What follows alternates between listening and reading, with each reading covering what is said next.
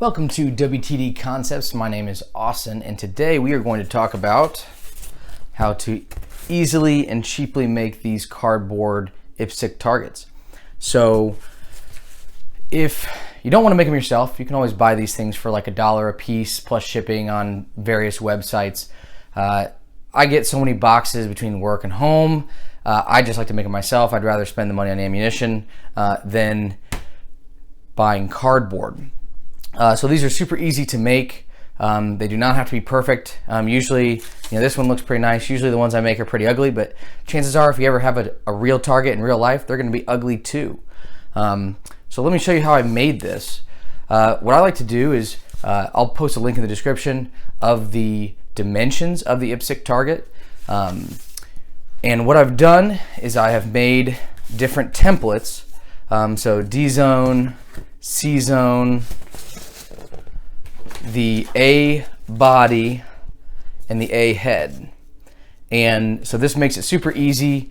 Out of like a box, you cut generally an 18 by 30 inch rectangle. Sometimes I just use the side of a box. I don't care if it's a little bit bigger.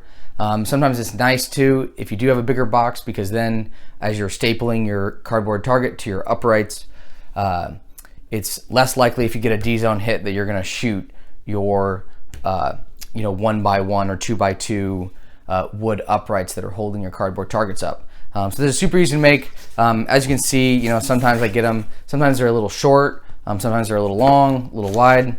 Doesn't really matter. You're going to shoot it and poke it full of holes anyway. So this is super easy. Once you've cut a rectangle out of a box, you can lay your stencil like this. I always lay the D size first, use a Sharpie, draw out the edges here, and then do the bottom side as well. Honestly, it does not have to be perfect, especially the D zone. Hopefully we're not hitting the D zone anyway.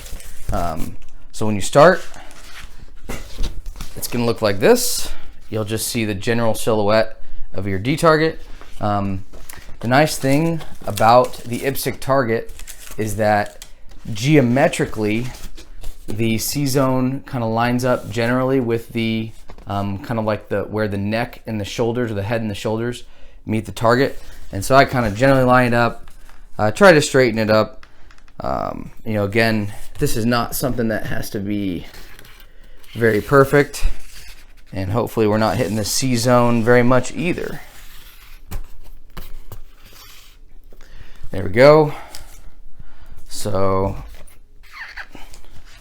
that's a little bit like what it looks like once you put the C zone template down. Now we're going to take the A zone, and like my previous template here, the A zone, top of the A zone kind of lines up with, I don't know if you'd want to call that almost like the collarbone. So where the 45-degree angle hits the vertical of the C zone. So again, you take the A zone body, generally line it up there. What's most important to me is I just make sure it's in line with the head, and nice and lined up with the head there. Okay, so now we've got your D, your C, your A zone. Now we're going to put the A credit card.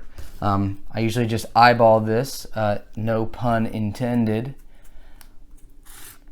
Draw that in there.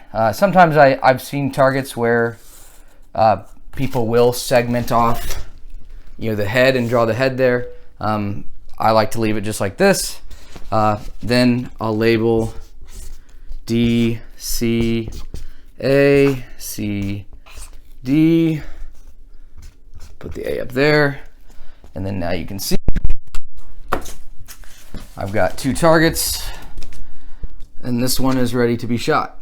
I used to, when I first started doing this, I used to cut out the shoulders and the head like this, or if there was extra space up here, I would cut that out.